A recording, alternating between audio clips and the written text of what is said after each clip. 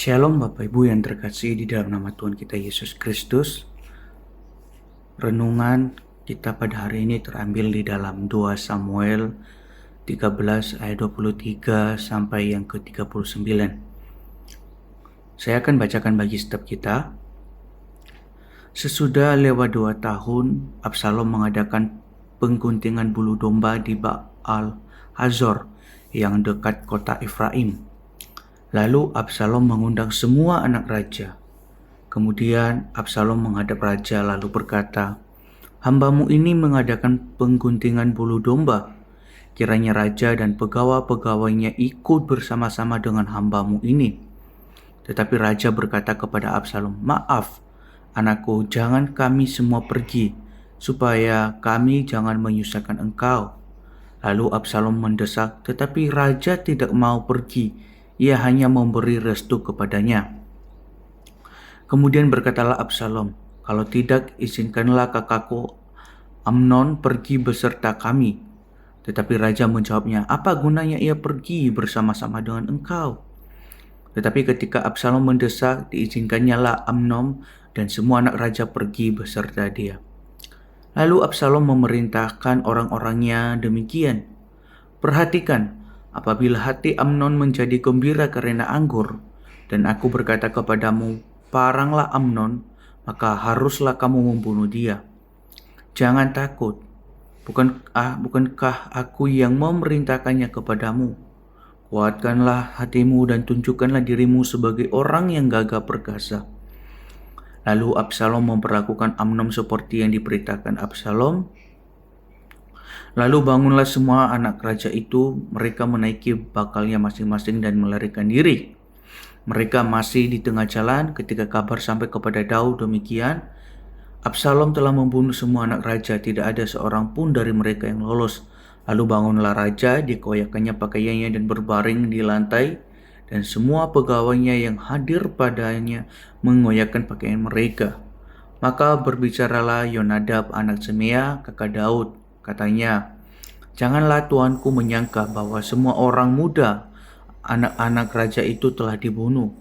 Hanya Amnon yang mati, sebab hal itu telah terlihat pada air muka Absalom sejak Amnon memperkosa Tamar adiknya. Jadi, janganlah tuanku raja menaruh pikiran dalam hatinya bahwa semua anak raja itu sudah mati, sebab hanya Amnon yang mati." Absalom melarikan diri ketika orang yang berjaga-jaga melayangkan pandangnya. Maka terlihatlah olehnya sejumlah besar orang datang dari jurusan Horonaim sepanjang sisi pegunungan. Berkatalah Yonadab kepada raja, "Lihat, anak-anak raja datang, benar seperti kata hambamu ini." Baru saja ia habis berkata, datanglah anak-anak raja itu, mereka menangis dengan suara nyaring. Juga raja dan semua pegawainya menangis dengan amat keras. Absalom telah melarikan diri dan telah pergi kepada Talmai bin Amihur, raja negeri Gesur. Dan Daud berduka cita berhari-hari lamanya karena anaknya itu. Absalom telah melarikan diri dan telah pergi ke Gesur. Ia tinggal di sana 3 tahun lamanya. Lalu raja tidak lagi marah terhadap Absalom, sebab kesedihan hatinya karena kematian Amnon telah surut. Demikian jauh pembacaan firman Tuhan kita. Bapak Ibu yang terkasih, judul perenungan kita pada pagi hari ini adalah pengabaian hal kecil. Bapak Ibu yang terkasih, mungkin di beberapa waktu lalu ketika kita melihat dalam sebuah berita sepasang muda-mudi sedang mempersiapkan pernikahan mereka. Mereka itu melakukan sesi foto pre-wedding di Gunung Bromo. Tentu hal ini tidak terlalu asing bagi setiap kita. Bapak Ibu yang terkasih, demi mengejar estetika, mereka membawa berbagai perlengkapan, mereka membawa beberapa perlengkapan, dan salah satunya yang mereka bawa adalah flare, kembang api yang mengeluarkan cahaya dan panas tanpa ledakan. Bapak Ibu yang terkasih, tidak disangka sisa flare itu ternyata membesar dan membakar lahan lebih dari 50 hektar. Selain kerugian material yang mencapai 5 miliar rupiah, dua pasangan ini akhirnya juga harus mendekam sekian waktu di balik jeruji besi. Mereka tidak pernah menyangka bahwa momen itu akan berujung fatal. Mereka mengabaikan hal-hal sepele namun sangat berdampak luar biasa. Bapak Ibu, pengabaian yang serupa juga dilakukan oleh Daud, baik sebagai kepala keluarga maupun juga sebagai raja Israel. Kejahatan bermula dari salah satu anaknya, Amnon, yang memperkosa adik tirinya, Tamar. Peristiwa tragis ini membangkitkan amarah dan dendam dalam hati Absalom, saudara kandung Tamar sekaligus anak Daud yang lain. Selama 2 tahun lamanya Absalom ini menyimpan dendam itu di dalam hatinya sampai akhirnya ia merancang pembunuhan terhadap Amnon. Dan ketika kesempatan itu datang saat ia mengadakan pesta panen di Baal Hazor, suasana pesta penuh kegembiraan. Tenda-tenda dipenuhi oleh anak-anak Daud yang berkumpul untuk bersuka cita. Maka di tengah kegembiraan itu, Amnon bersandar santai, tertawa dan bersuka cita.